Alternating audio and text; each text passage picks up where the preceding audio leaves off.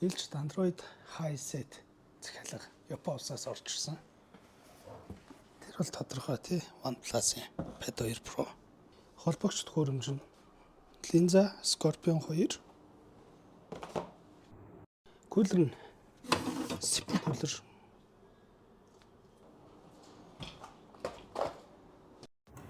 Маус нь DualShock X3.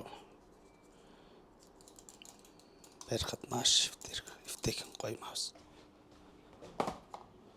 Keyboard нь манай дээр зарагддаг хамгийн өргөн баавартай загварыг сонгосон байна. Дээрээс нь утасгүй wireless. Mousepad Cherry. Энэ бас галзуу сет босчлаа да. Дахиад эргэн саны Pad 2 Pro, Linza Scorpion 2, Redragon K585 wireless загвар. Маус нь DualShock X3. Тэгээд Sipho кулер, Cherry mousepad. Баярлалаа.